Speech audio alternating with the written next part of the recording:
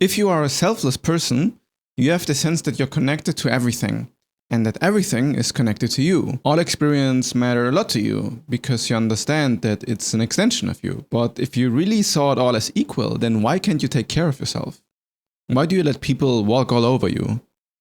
Why is it easier to make other people happy than yourself? I think that is because you've confused self-destruction with kindness. It's a people pleaser mentality. A people pleaser is someone who has an emotional need to please others, often at the expense of their own needs. But then you tell yourself that you're being kind and noble and selfless, but you're likely being a coward and cruel to yourself. You avoid conflict because of how it makes you feel. You fear being abandoned, so you're nice to protect yourself, so that nobody abandons you. You have low self-esteem and think by pleasing others, it will raise your own sense of value. You're keeping yourself down and giving away too much of what you need for yourself, so that you, for yourself, can feel alive. What you actually need, in this case, is you need to learn to be selfish, to learn how to put your own interests before those of others.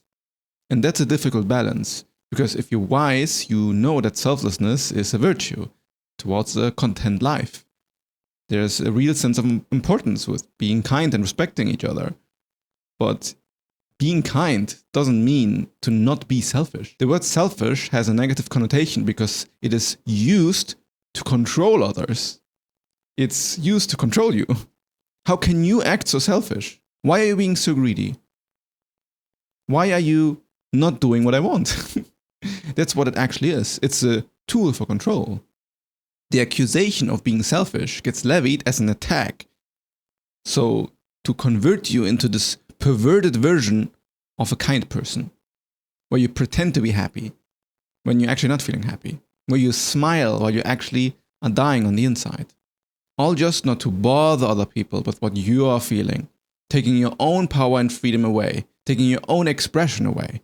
And this then gets learned and permeates into all areas of life, where you never feel like you can be authentically yourself. But with a healthy, grounded form of selfishness, you know how to put yourself first instead of giving things away that you shouldn't give away, things that actually belong to you, like your boundaries, like what you actually want to do in the moment, because you believe that you owe other people something, when you don't owe anybody anything. You are a sovereign person who can make its own decision, and this is not some toxic form of selfishness. It's just being an individual.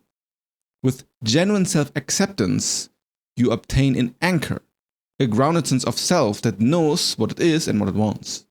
And then you can follow your own interest without guilt. Set boundaries without thinking that you're mean. Say what you think even if it offends other people. Take more for yourself because it belongs to you. Only when you have found this anchor you can be genuinely kind. Because then there's legit kindness not born out of fear. Because then it's just, in the other case, it's just fear or protection, self-preservation. So only in this grounded sense of self, only in this grounded sense of selfishness, altruism is actually sustainable. When you give to others, you're not taking away from yourself. Your river is overflowing, so it's easy to give others water. You have power for yourself so that you can actually give some other power away. Because what everybody really wants is to be accepted. When something is accepted, it is able to maintain its autonomous function. When a thing is accepted, then there's no need to control or change it. And we all just want to be able to be ourselves without all the time feeling we need to be controlled or changed. So everybody's looking for self-acceptance. And this sense that you do not need to be pushed around, or you don't need to push around yourself so that your emotions are acceptable or your desires are acceptable. To not need all of this is what acceptance looks like. But it can also, or it does also look from the outside like selfishness. Because you are now saying, I'm okay how I am and I don't need to change for you. How selfish of you to think this way. From this position of genuine acceptance, it's also very difficult to be genuinely selfish. Why would you take anything from anybody away if you have everything you need? Selfishness also comes from a sense of lack, from people who also have not found this anchor within themselves, but instead of having this trained sense of people-pleasing, it's the opposite. It's manipulation and control. But it is also a product of this weak sense of self that needs to constantly be filled with approval and material possessions and signaling worth and attention. so that other people see how much power they have and control they have, and that they can feel like they exist as a solid self because they get all of this attention and can feel like they deserve it. It's cruel in that it does not want to see others succeed. It is selfish because it doesn't have the ability to mirror that need for other people. Because in the eye of the selfish, it will always take away from their own sense of self. There is no equality possible from the position of the ego. Now, what the understanding of what being selfish and altruistic really is, and that neither of those are necessarily good or bad, but they can present themselves in different ways, I can say the following statement, and I believe that you'd understand me. The meaning of life is to be the most selfless person possible. The more selfless you are, the happier you'll be. The more selfish you are, the less happy you'll be. The highest level understanding of what selfishness is the cosmical unity between all things. It feels nice to pet a cat because you know the cat is feeling something pleasant. This hints at a fundamental reality that is united. So it doesn't really matter if you are being pet or the cat is being pet. I mean, you wouldn't enjoy it as much as the cat would. Maybe. But there's no difference between your well-being and the cat's well-being because you see reality as a whole. This is what actual selflessness looks like. It's a connection. If you are selfless enough to not separate your own well-being from another, you know both is equally real and existence matters equally. There's no hierarchy of better or worse, because at the core, all perceptions of differences are the illusion of a separate self. That's why empathy feels so visceral. That's why when you see somebody else break a leg and your own body recoils from this, it's like an empathy that you have for existence itself.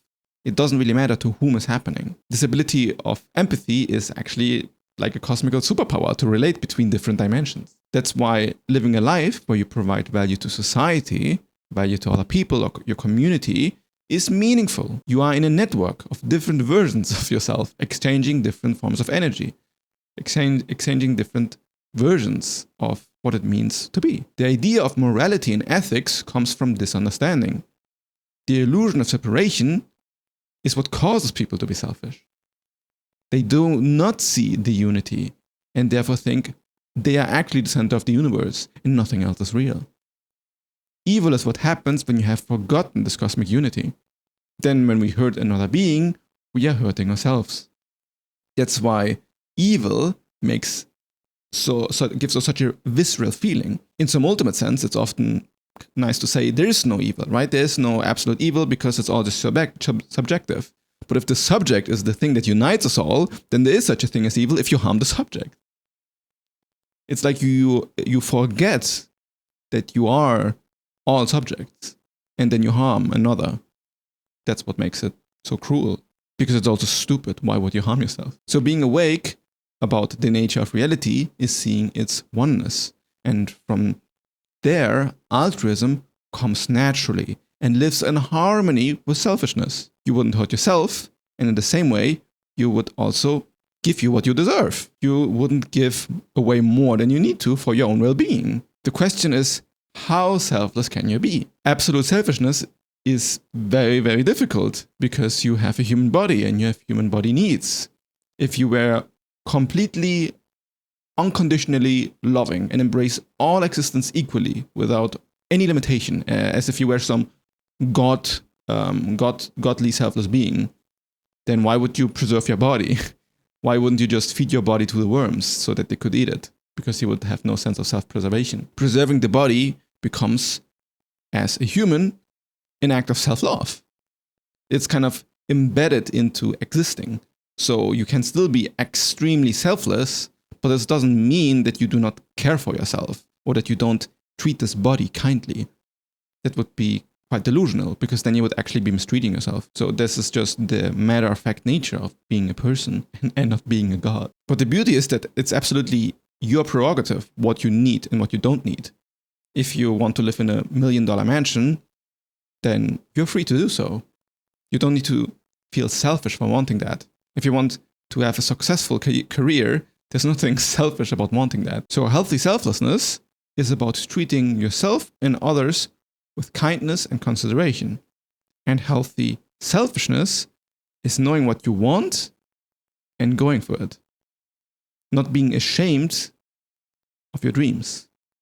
Not being told what you can and cannot want. It's important for you to be fulfilled because there's no difference between you and another. It's important to remember, though, that you'll feel rich if you need very little.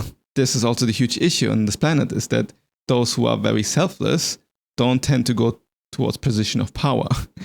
It's the selfish people that that want to control the world. To be able to integrate this altruistic selfishness would also mean that you can feel good when you move towards power and control, when you are certain of your kind intentions. There's a lot of activism that comes into play here, but also a lot of activists do it for selfish reasons. So things get very muddy and complicated. If you've taken psychedelics or meditated in intense amount, then you might have lost the sense of self that would care about desiring or achieving something in particular. You feel often very ungrounded and can't really grasp any meaning in your life. I help people with that through my one-on-one coaching. The nice thing about the state is that the doors are open to you to become very much one with the entire world. The entire world can become yours in a way that is not just intellectually understood, but felt. Then you become all animals and trees and atoms. I mean, you're still being yourself, but there's a sense of unison and lack of separation that is very nice and peaceful. You then feel like you belong to all places and you deserve all places because they are literally you. There's nothing that can separate you from them. There's nothing that you can lose or nothing that you can gain. That's what happens when you really see the interconnected nature of what it means to be infinitely abundant and what incredible gift being alive actually is.